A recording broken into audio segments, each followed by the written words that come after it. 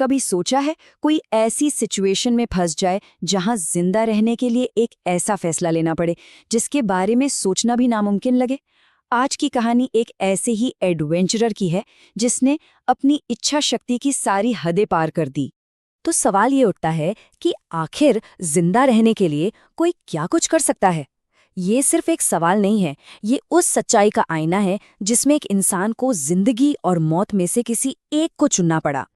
तो चलिए सीधे उस कहानी में चलते हैं। बात है अप्रैल 2003 की, जब एक एडवेंचरर को असल में इस सवाल का सामना करना पड़ा। तो सबसे पहले जानते हैं कि ये सब शुरू कैसे हुआ। कहानी के हीरो हैं एरन रैल्स्टन, सिर्फ 27 साल के, एक एक्सपीरियंस्ड मैकेनिकल इंजीनियर और साथ ही एक कमाल के एडवेंचरर। और ये अकेले ही निकल पड़े थे यूटा की एक बहुत ही रिमोट जगह ब्लू जॉन कैनियन की तरफ। अब देखिए, एरन को लगा कि ये बस एक दिन की हाइकिंग है, तो उन्होंने साथ में क्या रखा? बस 1 लीटर पानी, 2 बरीतो, थोड़ी सी चॉकलेट और हाँ, रस्सी, कैमरा और एक मल्टी टूल नाइफ। पर एक बहुत ही बड़ी गलती हो गई। उन्होंने किसी को भी नहीं बताया था कि वो जा कहाँ रहे हैं, और यही एक भूल उनकी जिंदगी की सबसे बड़ी गलती बनने वाली थी। और फिर वो हुआ जिसकी किसी ने कल्पना भी नहीं की थी। एक ही पल में सब कुछ बदल गया। जब वो एक तंग सी जगह से निकल रहे थे तो अचानक एक बहुत बड़ा पत्थर अपनी जगह से खिसक गया। अब ये कोई छोटा मोटा पत्थर नहीं था, इसका वजन था करीब 800 पाउंड, मतलब लगभग 360 किलो। और ये विशालकाय बोल्डर सीधा उनके दाहिने हाथ पर आ गिरा और उनका हाथ घाटी की दीवार और उस पत्थर के बीच बुरी तरह से फंस गया। अब सोचिए, हाथ फंसा हुआ, उम्मीदें पूरी तरह खत्म। वो अब एकदम अकेले थे, बिल्कुल बेबस, और दूर दूर तक, मीलों तक मदद का कोई नामो निशान नहीं था। और यहीं से शुरू हुई 127 घंटों की वो अग्नि परीक्षा। वो 5 दिन जब उम्मीद धीरे धीरे घट रही थी और बेबसी बढ़ती जा रही थी।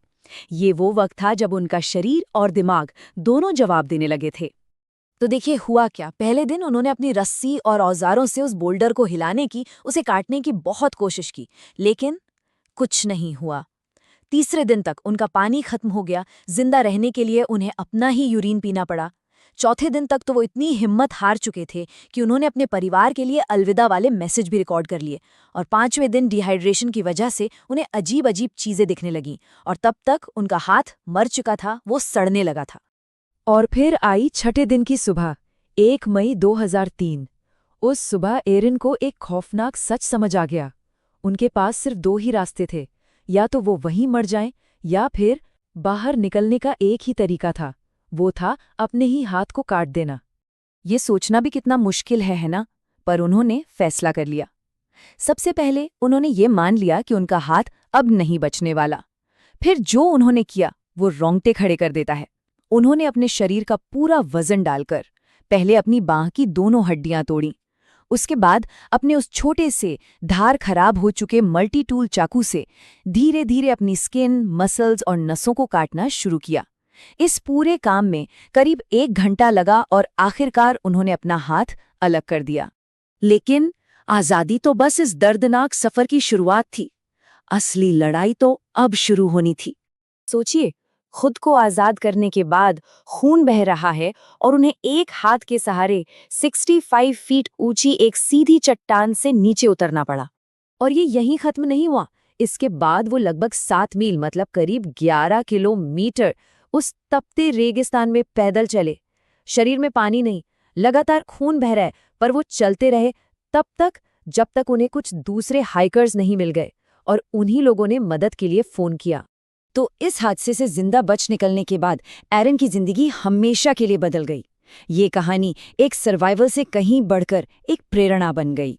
आज एरन रैल्स्टन एक मोटिवेशनल स्पीकर हैं, एक लेखक हैं और एक पिता भी हैं। वो अपनी कहानी पूरी दुनिया के साथ शेयर करते हैं। उनकी किताब का नाम भी यही है, between a rock and a hard place.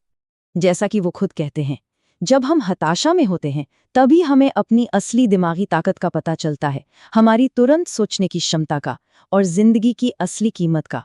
उनकी ये कहानी एक सवाल छोड़ जाती है, हम सबके अंदर ऐसी कौन सी ताकत छिपी है जो बस किसी मुश्किल घड़ी का इंतजार कर रही है?